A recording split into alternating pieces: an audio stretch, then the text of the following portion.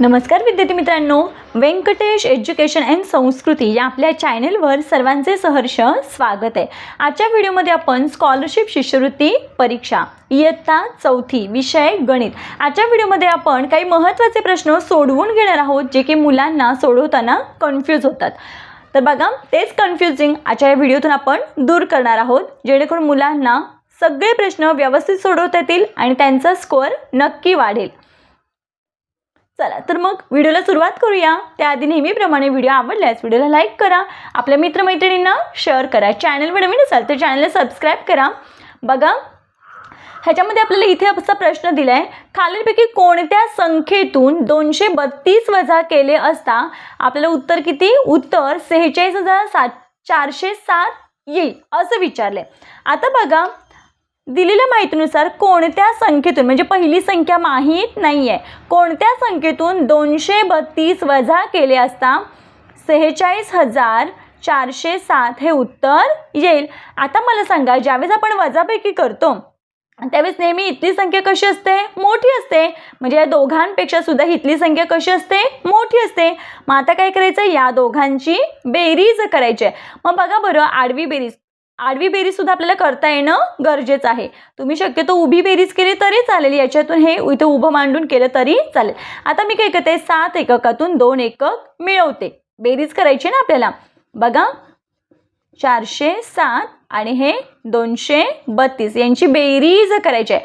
7 आणि 2 9, 0 आणि 3 3, 4 आणि 2 6, 6 6 आणि हे 4 4। मग आपलं उत्तर किती आले? 46,639। मग बघा बरं, 639 पर्याय क्रमांक 3 मध्ये आहे, म्हणून मग इथे आपल्या या प्रश्नाचं योग्य उत्तर आहे पर्याय क्रमांक 3।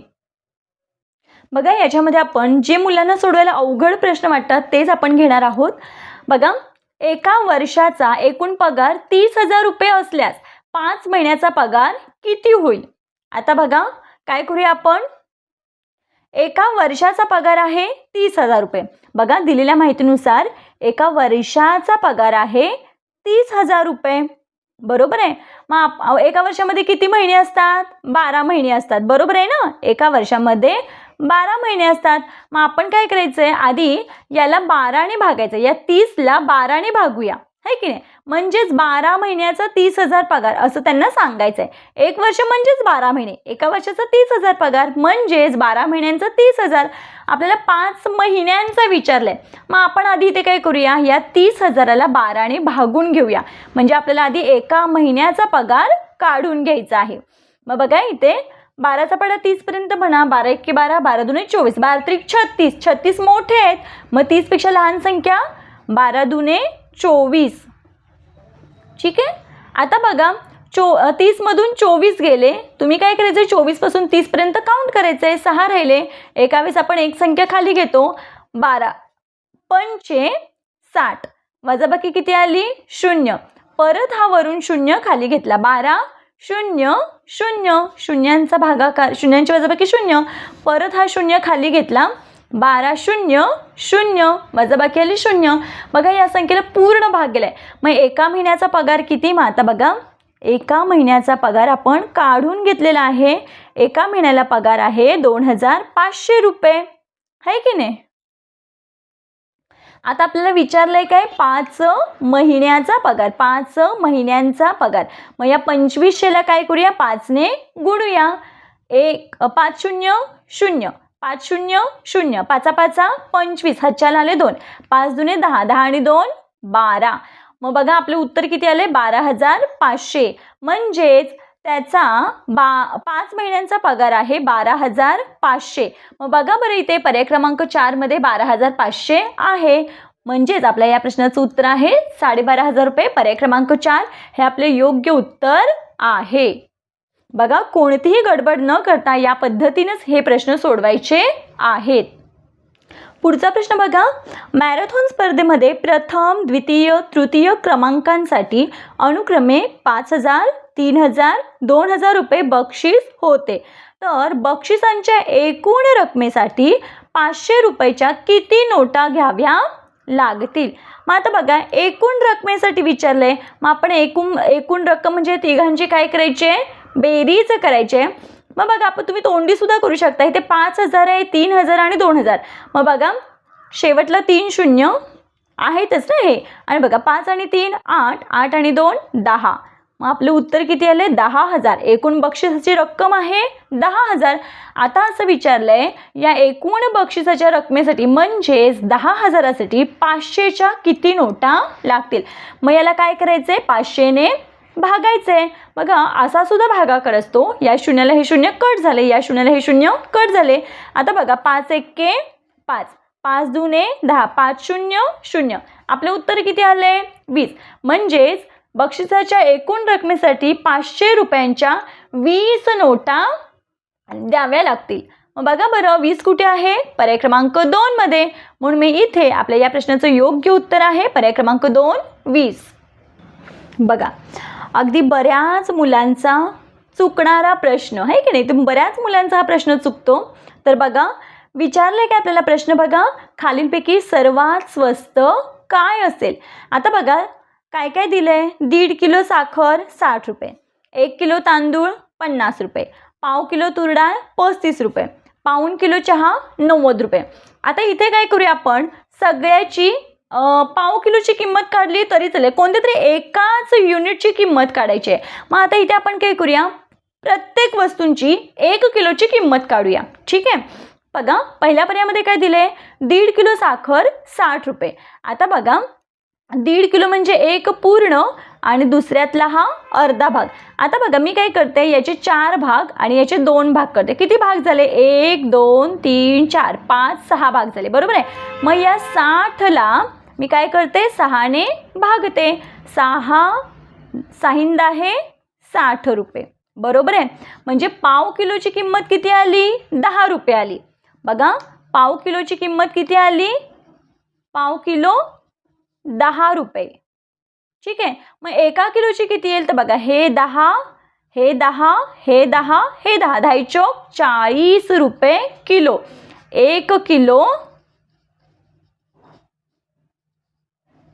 1 किलोला साखर किती आहे? साखरेची किंमत आहे 40 रुपये. हे झालं साखरेचं. आता 1 किलो तांदूळ दिलेलंच आहे, त्याच्यामुळे लिहायची काही गरज नाही किंवा काढायची काही गरज नाही आहे. लिहायचं आहे पण काढायचं नाही. 1 किलो तांदूळ किती रुपये आहे? 50 रुपये किलो आहे. ठीक आहे. ही साखर आहे, इथे लिहून घेऊया आपण साखर. आता बघा पाव किलो तूर डाळ 35 रुपये. बघा इथे 4 भाग, त्यातला हा पाव किलोचा भाग दिलाय 35 रुपये, बरोबर आहे. मग बघा 1 किलो तूर डाळ बरोबर 1 किलोची किंमत काढायची असेल तूर डाळ, आहे की नाही? तर काय करायचं? या 35ला 4ने गुणायचं. बघा 1 2 3 4 भाग आहेत ना. मग 5 चौक 20, हचाला 2, 4 त्रिक 12, 13 14, किती? 140 रुपये. मग 1 किलो तूर डाळीची किंमत किती आहे? 140 रुपये. आता काय विचारलंय? पाऊण किलो चहा 90 रुपये. आता बघा पाऊण किलो म्हणजे काय? हे 3 भाग, आहे की नाही? आता माझं हे समान नाही आलंय पण समजून घ्या. हे 3 भाग म्हणजे पाऊण किलो. मग पाऊण किलो चहा, बघा पाऊण किलो चहा किती रुपयाला आहे? 90 रुपयाला आहे. आपण काय करूया? हे 3 भाग दिलेले आहेत ना, मग याला 3ने भागूया.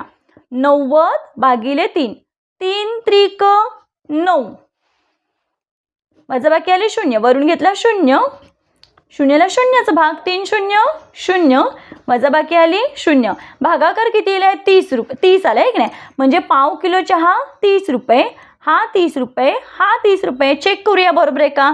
3 एके 3 6, 3 त्रिक 9, बरोबर. पाऊण किलोची किंमत 90 दिले आणि हे 30, 1 किलोची किंमत. मग 3 चौक 12. मग चहा पावडर किती आहे? 120 रुपये किलो. आता बघा सगळ्याच्या किमती आपण किलोनी काढल्या. आता आपल्याला विचारलाय काय प्रश्न? सर्वात स्वस्त काय? मग बघा बरं साखर आहे 40 रुपये, तांदूळ आहेत 50 रुपये, तूर डाळ 140 रुपये आणि चहा 120 रुपये. मग या सगळ्यांमध्ये सगळ्यात स्वस्त किंमत कशाची आहे? तर साखरेची आहे 40 रुपये. म्हणून मी इथे आपलं योग्य उत्तर आहे साखरेची किंमत स्वस्त असेल. म्हणून मी इथे काय करायचं आहे? पर्याय क्रमांक 1ला टिक करायचे आणि पर्याय क्रमांक 1चं वर्तुळ रंगवायचं आहे. या पद्धतीनं हा प्रश्न सोडवायचा आहे, गडबड करायची नाही. अवघड प्रश्नांसाठी थोडा वेळ लागला तरी काही हरकत नाही, कारण तो प्रश्न बरोबर आल्यावर आपला स्कोअर वाढणार आहे. त्याच्यामुळे सगळ्यांनी काळजीपूर्वकच प्रश्न वाचायचा आहे आणि सोडवायचा आहे. चला पुढचा प्रश्न बघूया.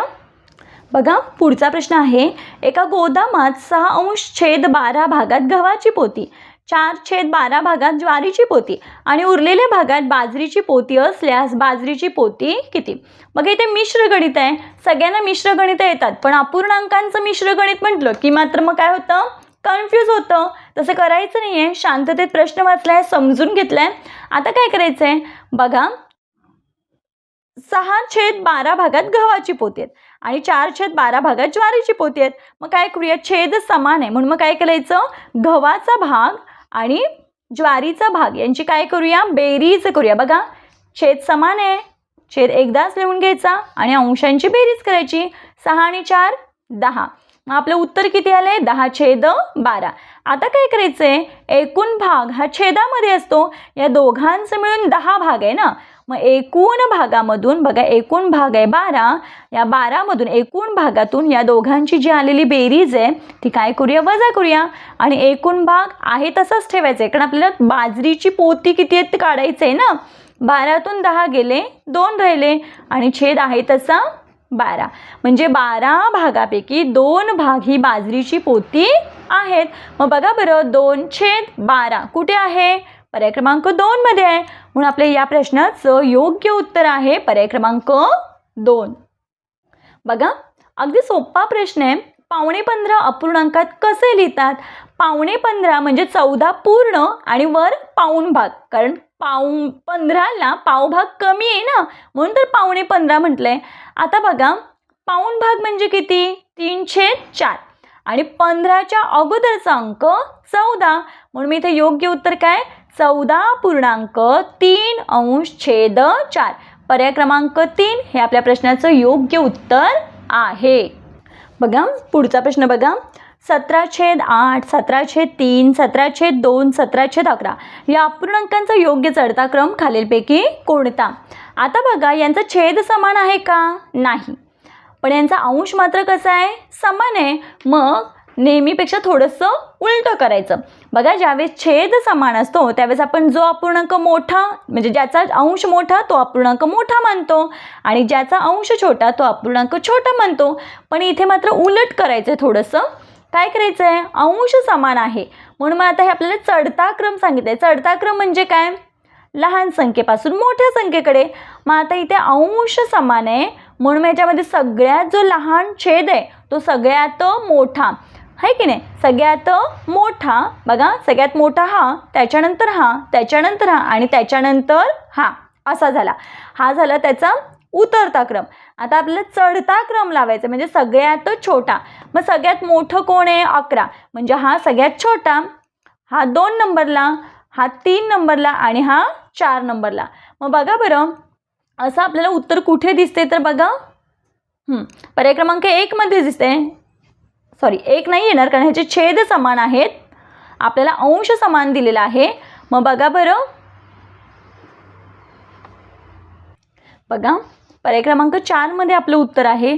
बघा ज्याचा छेद 17 दिलाय ते येणारच नाहीत, हे कट करून टाकायचे. राहिला प्रश्न या दोघांमध्ये, पण ज्याचा अंश समान आहे त्याच्यामध्ये उलटं असतं. जी संख्या मोठी असते ती लहान असते, म्हणजे जिचा छेद मोठा ती संख्या लहान असते. मग बघा 11, 8, 3, 2, म्हणून इथे योग्य उत्तर आहे पर्याय क्रमांक 4.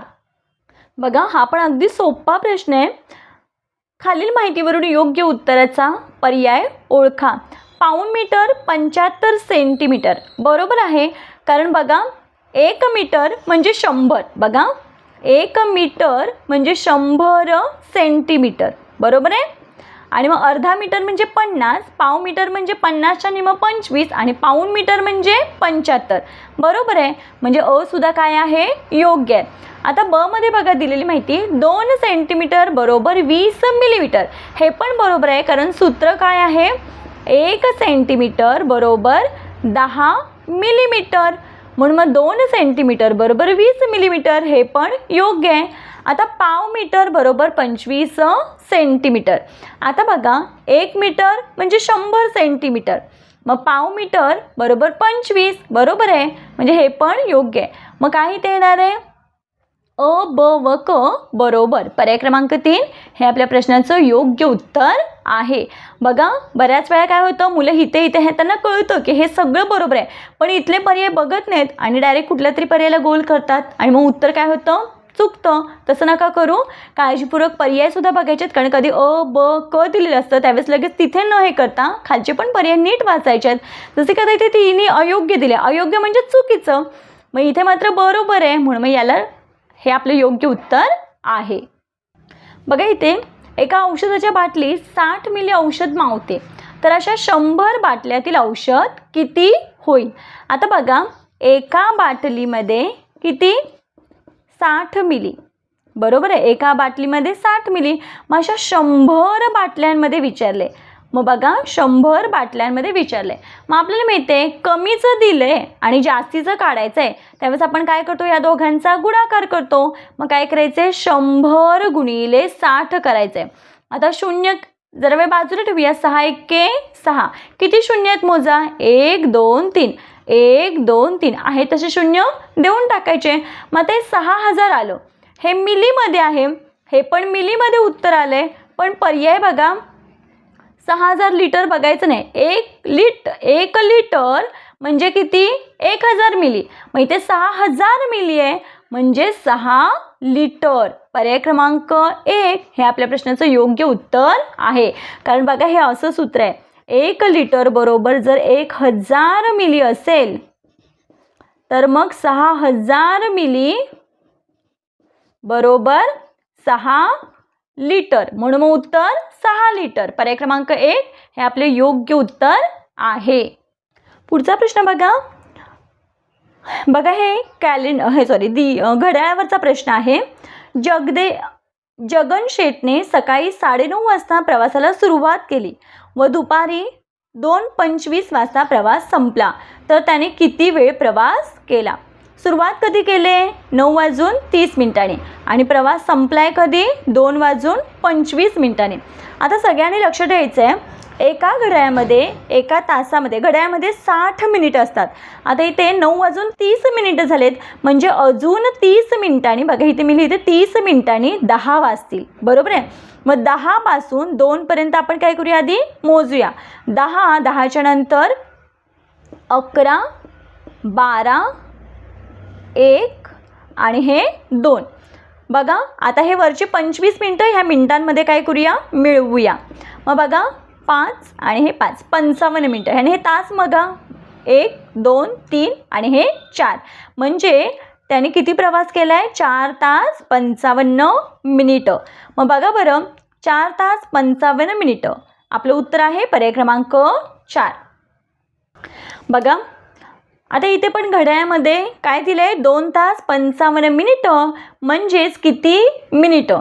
आता बघा, या तासाचं आपल्याला मिनिटामध्ये रूपांतरण करायचं आहे. मग यासाठी आपल्याला माहीत पाहिजे 1 तास म्हणजे किती मिनिटं?